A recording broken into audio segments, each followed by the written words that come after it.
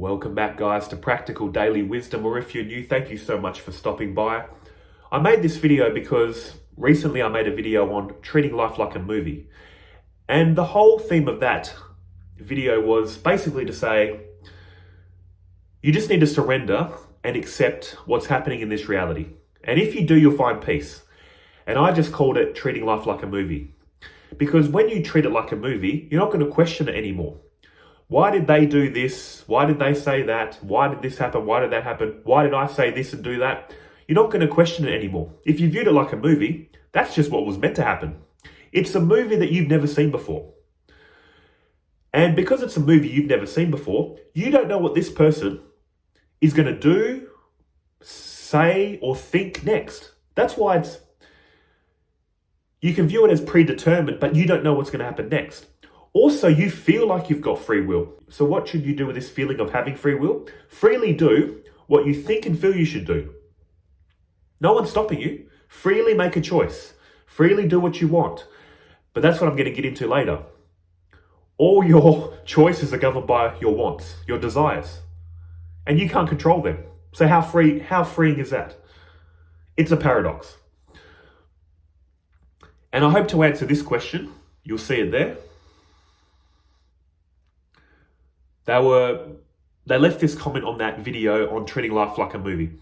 Agreed with everything you said. My problem is I forget this truth almost every day. Any advice on how to remember this all the time? You may have made a video about this already. It's all right. This video should address that. Sounds cool and all. Treat it like a movie. Watch the movie of life happen. But how? I keep getting caught up in the movie, thinking it's real, thinking I've got free will, so do others. Hopefully this video will help. But the first thing we need to do is divide this reality up. To all the non-dualists out there, yes, I know. Reality is one without a second. But as long as we feel like I'm a separate person in a separate world, that's a duality anyway. So let's go to a more enlightening duality. Let's divide this reality up into that which is real and unreal. The pure witness and everything the witness is aware of. In Hinduism, they say that which is real is self-evident and unchanging. That which is unreal is not self-evident and changing. Your true self, you, when you say I in the deeper sense, is real, is unchanging. This world of appearance is unreal because it's changing. It's not self-evident. We had to be taught everything about this reality. Also, it's changing, which makes it unreal. Something that changes has a dependent existence. For instance, waves and whirlpools are unreal because they're changing. They depend on the water for their existence, but the water doesn't depend on them. If you had a lump of gold, that would be real. But a gold ring, a gold bracelet, gold anklet, gold tiara, that would be classed as unreal. These are names and forms of gold. Gold is the fundamental reality. These names and forms come out of gold, are made from gold. You can change the name and forms. They can come and go. But if you remove gold, what names and forms? What bracelet? What anklet? What bangle? Again, taking it back to the ocean. You can go from a wave to a whirlpool to a ripple. All these are names and forms in water and are made from water. You can remove the waves and the whirlpools. But if you remove the water, what waves, what whirlpools? So that's what they're saying. Sri Ramakrishna summed it up beautifully. Brahman Satya Jagat Mithya. Brahman is real. Brahman is your true self. This world is Mithya. Made of your true self in the final non-dual understanding, but we still, again, need to divide this reality up. Our mind can only handle dualistic thinking. So again, let's divide this up into a more enlightening dualism. You're the pure witness, you're real, which is witnessing the changing reality. And I want to get to the bottom of why you feel real and free. Because no doubt, no matter how much I tell you, you have no free will, everything's happening under the laws of cause and effect, come on, you still feel you have free will. You still feel free. And there's a reason for that. Because your true self is free. Your true self is real. And that's what good old self-inquiry is for. Are you aware of the world? Or is it aware of you? I'm aware of the world. I'm aware of this world that's constantly changing. making it unreal. Are you aware of this body, or is it aware of you? I'm aware of this body. I'm aware of this constantly changing body. It's getting older, unfortunately. Are you aware of your feelings, or are they aware of you? I'm aware of my feelings. They're constantly changing. Many people would wish they had more happy, positive feelings, but the fact remains no feeling stays the same forever, constantly changing. Are you aware of your thoughts, or are they aware of you? I'm conscious of my thoughts, they're not conscious of me. All movement happens in relation to something that's still. You're the stillness that sees your thoughts come and go. And that's a big one. So many people identify with their thoughts, and that leads them down dark places, unfortunately. But you need to be able to realize I'm not my thoughts. The very fact they've come and gone means I'm prior to thinking. I'll see them come, I'll see them go. As I've done many times, I've just run through your entire experience. You're aware of a world. You're aware of a body. You're aware of your feelings, thoughts. What have I left out? You are aware of all this. And everything you're aware of is changing. That's why you are free. You're free from all this. And here's another thing you must realize. You're a knower of all this changing reality, but how do you know yourself? Knowing yourself is the most obvious thing, but you can't know it with an instrument of knowledge. You can see, hear, taste, touch, and smell, and think about this world. There's 6 instruments of knowledge. You can see, hear, taste, touch, smell, think about this body. You can feel feelings, think about your feelings. You can think about your thoughts. What I'm basically saying is an instrument of knowledge can be applied to this objective reality. The world, the body, feelings, thoughts. But how do you know yourself? You can't see yourself, hear yourself, taste, smell, feel, or think about yourself. But you know yourself because your true self is consciousness. It is that which is enabling seeing, hearing, tasting, touching, smelling, thinking to happen. If these are your instruments of knowledge, seeing, hearing, tasting, touching, smelling, thinking, you're here. Picture it like that. You're here, powering all this up. But your senses can never turn around and see yourself. It's like if your body was an appliance. I'm a blender, you're a toaster, someone's a microwave, someone's a sandwich press. We're all different. We all have different functions. But the electricity powering all of these appliances up is one and the same. Your true self is pure consciousness, powering up my body and mind, your body and mind. It is totally free. It is that which is totally free of this objective reality of 3 dimensions of space and 1 dimension of time. It's totally free. That's why you are freedom itself. That's why you intuitively feel like I'm real, unchanging, and I'm free. Because that's what you are. But this ego that's been overlaid on top of you makes you think and feel I'm real and free as this person. Yet on investigation, you realize, how am I real if I'm constantly changing? How am I free when everything's happening under the laws of causation, as we'll get into soon? Picture it like this. You're like the movie screen that a movie has started playing over, and then you as the screen have got absorbed in the character appearing on the screen, taking that to be you. You're always free from the character. You just, for a period of time, thought you were this character.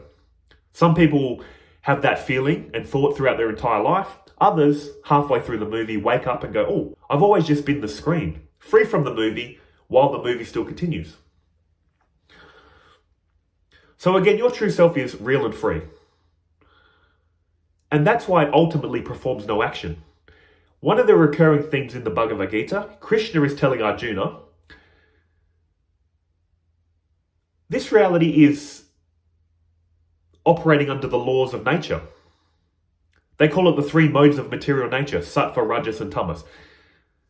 They call it the gunas. The gunas are just acting on the gunas. Reality is, life is just living life. You're the pure witness of all this. You perform no action, but paradoxically, in your presence, all action is appearing to happen. A great way to look at this is, a kingdom requires a king, yet the king performs no action. The king sits on the throne and witnesses all the activities of the kingdom. But if you remove the king, there is no kingdom. The very definition of kingdom requires a king. The king sits on the throne. In his presence, all action is performed. Another way to look at this is, when I was a kid, I used to do this thing with a magnet. A magnet does nothing. But if you put metal filings on the table, you can move them. In the presence of the magnet, the little metal filings move. Electricity by itself does nothing. But when you power it up through all the appliances, it makes all the appliances function. In a similar way, your true self does nothing. That's what you come to realize. You're in a state of actionless action, but by your very presence, this world is acting. So you have no free will, but you're freedom itself. You're that which is powering up this whole reality. And I've just went to the higher spiritual truths, but let's take it down to the more human level, our everyday experience. What are you in control of? You obviously don't think you can control this world or people. Many people try to do that. Very controlling people think, if I can control the world, if I can control people, I'll be happy. You can't control people or the world. When you try to control people, eventually they'll rebel. They'll go along with what you want, but eventually they'll get sick of it. People aren't under your control. And most healthy-minded people realize that. You can't control the world or people. Don't even try. And even if you're trying, you're being too controlling. But what about this body that we think we're in control of? Are you controlling the blood pumping around this body? Your heart beating? Are you controlling your lungs breathing in and out air? Are you controlling the processes in your brain? Are you controlling your hair growing? I wish I could. Your nails growing? Are you controlling getting all these wrinkles, grey hair? Again, I wish I could control that. Are you controlling the feeling of hunger when it arises? And are you controlling the feeling of the cravings that you have for certain foods? Or is that your body craving certain things because it's low in salt or iron or whatever? What I'm basically saying is, this body is controlling itself. If we had to take over and be in control of this body, we'd be dead on the ground in 30 seconds. Most of us don't even realize we're breathing. So imagine that you had to control your breathing consciously, consciously control your heart pumping blood around your body. You couldn't do it. You consciously could not control this body. There's too much going on. You might say, yeah, but I can control my actions. Well, we can divide actions up into reflexes and conscious actions. For instance, when a bird swoops you, this happens a lot in Australia. In the spring, in magpie season, if you walk close to a tree and there's a magpie in it, they'll think you're a threat. So they'll come and swoop you. I've had this happen many times over the years, and at no point have I thought, oh, I'm consciously choosing to put my hands over my head and flinch. They swoop, I just go like that. I didn't have time to think. Also, I've had this happen. I'm driving along the road and a kid runs out. Now, luckily I'm driving slow, but I'm not consciously controlling slamming on the brakes. It's just a reflex. What I'm saying is this body knows what to do in an emergency. No time to think, it knows what to do. So you're not even in control of that.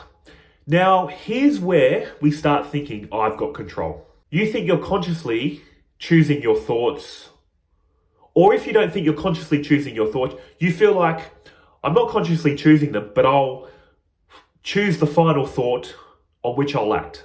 For instance, you're sitting on the couch, your mind is blank because you've done some meditation. Out of nowhere, a thought comes in your mind. There's cake in the fridge. Did you choose that thought to arise? Were you there going, I'm about to choose the thought, there's cake in the fridge?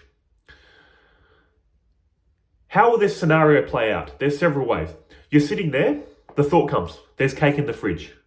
The next thought, oh, I should go and eat it. The next thought, yeah, but I'm on a diet. I've been so good with my diet, this will mess it up. The next thought may be, yeah, but it's only going to be a little piece.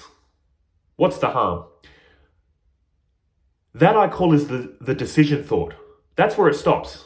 Let's go get it, what's the harm? Then you get up, grab the cake and eat it. You can't have your cake and eat it too? Yes, you can. Actually, no, you can't. That was always a saying that really messed with my head until I Googled what it meant, and then I went, okay, it makes sense to me now.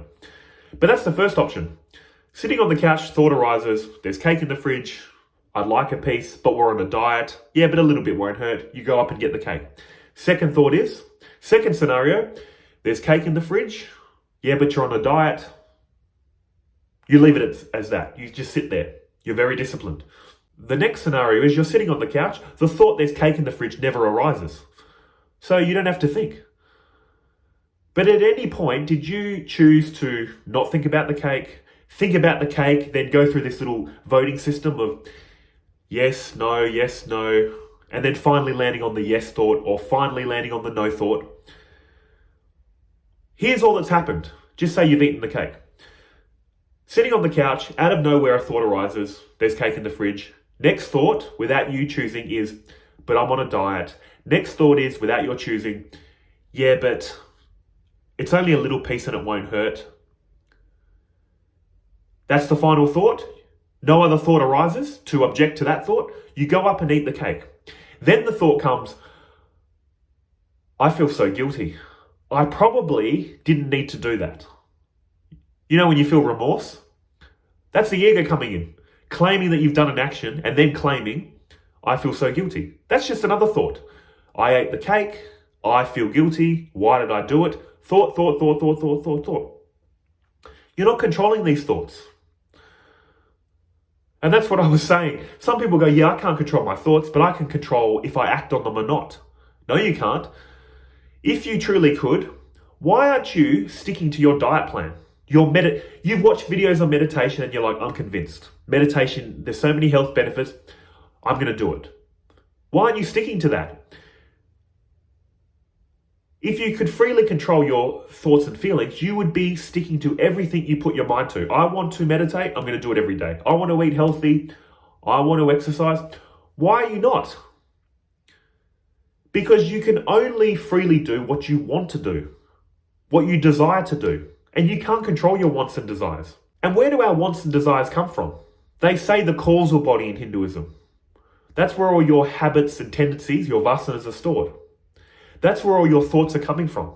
The causal body is feeding the subtle body all its thoughts and feelings, and then the subtle body uses the poor physical body to do its bidding. If you're so blessed, your causal and subtle body are making you think and feel positive things. Spiritual thoughts, healthy thoughts. But for many out there, they're getting fed negative thoughts and feelings, which leads them to do negative actions. And here's the beautiful thing. Here's why this divine plan of God is so beautiful. Many people would say, oh, cool, I've got no free will. I can't control hurting others, doing the wrong thing. I can't control this, I can't control that. Many people will use this as an excuse when they do the wrong thing. But here's the real test, if you truly believe this. If you think and feel, I can't control all my bad behavior, then you need to apply it to all of this reality. If you can't control all the terrible things you do and say, you are not allowed to get angry at anyone else. If you're not in control, they're not in control. So if you don't want to accept the consequences of your actions, don't expect others to need to accept the consequences of theirs. And that's that's the true test. Think you don't believe in free will? You have no free will, I can't control it. Stop blaming others then. Stop judging them. If it applies to you, it applies to them. And many people don't want to accept this. And here's another thing I should mention. Once you logically see I don't have free will, everything's just appearing and happening on its own, you still feel like you've got it, don't you? I could show you very slowly, I could pick apart how you don't have it, how everything's happening according to the laws of cause and effect, but the fact remains you probably still feel like you have it. So what should you do with this feeling of having free will? No one's stopping you. Freely do what you want to do. Freely do the right thing. Freely be a nice person. You're free. You feel free, so freely exercise the free will you think you have. No one's stopping you. But what you'll find is The more you exercise this free will, freely to do the right thing, freely to serve a God, freely to meditate, you'll clearly see you never had free will to begin with. The veil of illusion is lifted. That's why it goes in beautiful stages. The first stage is, I feel like I've got free will, and I've talked to people like this. Let me show you how you don't have it. And they cannot see it, or they don't want to see it. They say, this is ridiculous. Of course I've got it. I say, fair enough. You think you've got it? Keep freely doing what you're doing. The next stage is what I'm trying to show you in this video, if you're open to it. Oh yeah, everything's happening under the laws of causation.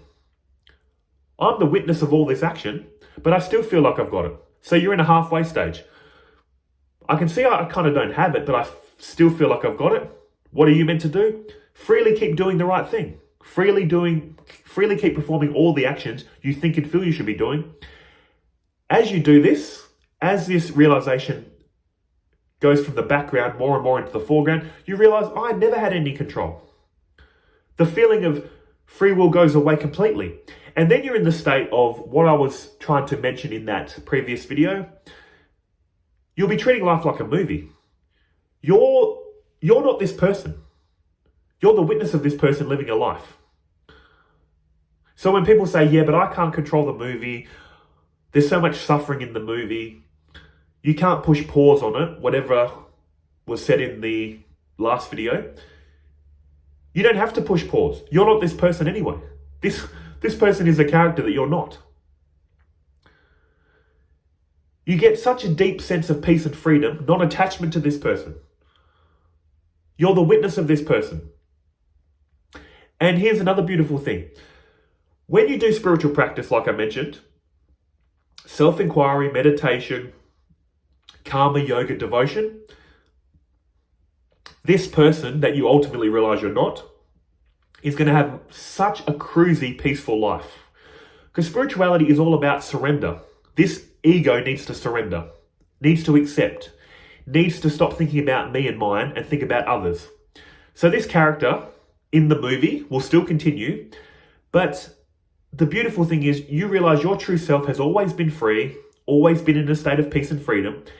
Also, this person with all this spiritual practice that you thought was you and you thought was free, through all this spiritual practice, will have a peaceful, cruisy life.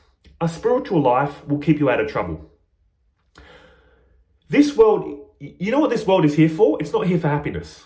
This world is here for entertainment, to fulfill the needs of the body, food, shelter, water, and for knowledge. Use this world for entertainment, for knowledge, and to sustain this body. It's not here for happiness. Happiness is realizing your true self. Peace is realizing your true self. Peace and happiness is an inside job. Entertainment, education, transacting with the world, getting what you need from it is an outside job. Don't expect this world to give you peace and happiness. It's not here for that. Thinking you're this person and there's peace and happiness in this world is going to mess you up. This body, with its thoughts and feelings, constantly changing. This world is constantly changing. See the problem here? Nothing's stable. You're not stable. The world's not stable. Of course you're going to be miserable. You're seeking stability, peace and happiness. But this egoic self isn't stable. The world's not stable. It's destined to end in tears. So how do you abide in this knowledge? As the questioner asked. 4 spiritual practices. Self-inquiry, what we did at the beginning. Really go through each layer of your experience and realize every day, I'm not this world, not this body, not these feelings, not these thoughts. I'm the witness of all this. I'm the unchanging witness of the changing. Self-inquiry. You need to keep seeing this truth day in and day out until it becomes clearer and clearer. And that's what meditation is really good for. Sitting in a controlled environment, safe, comfortable room, and keeping your attention on that fact. I'm the pure witness of all these thoughts, all these feelings. That's what meditation's for. Abiding in this truth. As Ramana Maharshi and Nisargadatta Maharaj said, abiding in the self. Your reflected awareness that's constantly getting caught up in thoughts and feelings, anchored in that truth, your true self. That's what meditation's for. What about moving around this reality? That's why we need to bring some God language in. Karma yoga, it's best to perform it with the thoughts of God on the mind.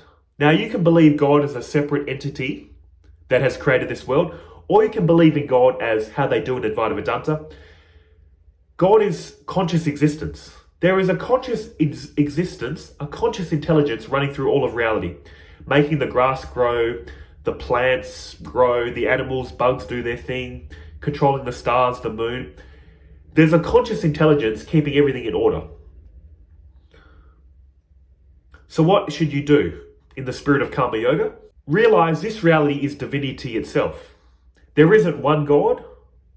There isn't many gods. Only God is. This reality is God appearing separate. So what should your mindset be in the spirit of Karma Yoga? I'm here to serve. When you interact with people, picture them as God appearing in that form in front of you. All is divine, all is divinity. So treat everyone and treat every action as divinity. I'm doing this for God. Nothing to do with me. I'm performing this action as a service for God. Shopping for God, doing the gardening for God, cleaning the house, raising the family, helping the old lady across the street. When someone's angry, aggressive, being patient and non-reactive to the best of your ability, because this is God appearing in this form. Patient, non-reactive. If they keep pushing it, then you could use some more physical means. That's what self-defense is for, by the way. Trying to leave the situation, calming it down. If they don't stop and they won't allow you to leave, then you can use some physical force, just enough to get out of the situation.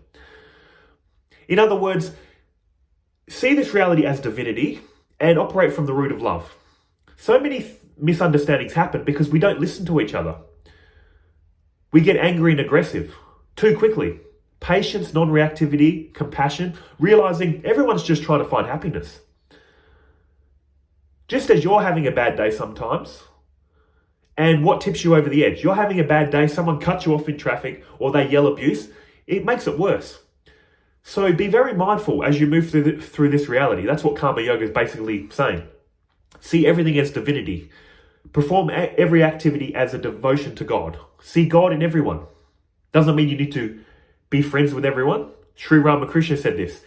There is God in all. There is God in the tiger, but it doesn't mean you go and hug the tiger because it's going to hug you back.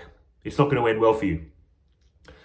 But just flip your mindset into this reality is God appearing separate. So move about this reality with a loving, patient, humble attitude. That'll get you out of all this thinking. Shoulda, coulda, woulda, me and mine. Focus it on that which is controlling this reality, and it's going to put you in that flow state of witnessing this life as a movie. And again, the next practice is devotion, which is kind of what I just said. You can physically pray. You can physically surrender. After your meditation or before your meditation, you can say, God, I'm surrendering all my free will to you. You run the show. I've tried, it's not working. I hand it all over to you. So Karma Yoga and surrender are similar.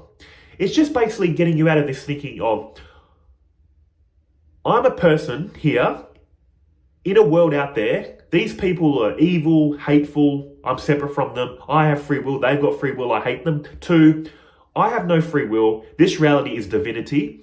Out of a service and love of a God, or whatever you want to call it, the universe, whatever that conscious intelligence that's running through, sustaining all of this is, love it, serve it, be humble to it. And if you're into the teachings of non-duality, what are they saying? Reality is one appearing separate. There is only the self here, not your ego. It's not solipsism. There is only pure being, which you are. What does that mean? To love others is to love yourself. To hate others is to hate yourself. It's the one appearing separate.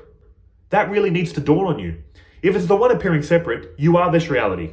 So love this reality as yourself. That's all there is to it. Self-inquiry, realizing you're free of all experience. Meditation to stabilize the mind in that knowledge, in a controlled environment. Karma Yoga, stop making it about me and mine, thoughts of me and mine. Think about others. See this reality as divinity. See this reality as yourself and love it. Serve it. Realize whatever conscious intelligence is running through all of this reality, taking care of it, is running through you too. Put you in the state of flow, surrender, service. then all this, do I have free will or not, won't even make sense.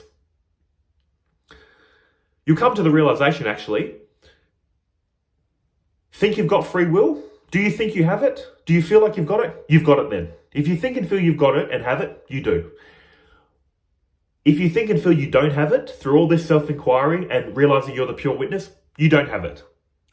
So do you have it or not? Yes and no. And ultimately, to end this video, this is all concepts. I'm very cheeky, but I do this many times.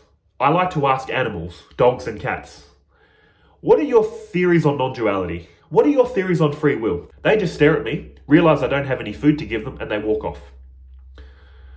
That's the most enlightening thing to do, what the animals are doing. And why is that? Because got free will, don't have free will, these are concepts. Free will, no free will, concept. Is reality one? Is it separate? Concept.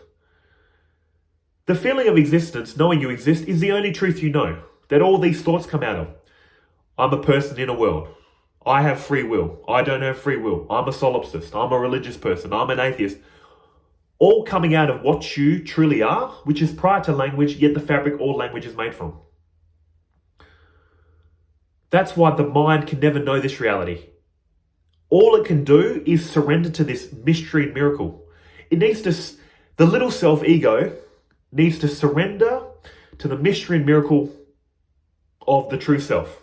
And even all this is concepts. That's the best I can do for you. At a certain point on this path, your mind's going to go silent. Internally silent, you'll be at peace, and you'll carry that state of peace and happiness as you move around this subjective reality that still appears. I can't get you there. I'm just trying to induce thoughts and feelings in you to possibly get you there, but I can't do it. It'll be God's grace. Just as Ramana Maharshi said, the only effort you can do is anchor your mind at the source, and when it's God's grace, the mind dissolves into the source.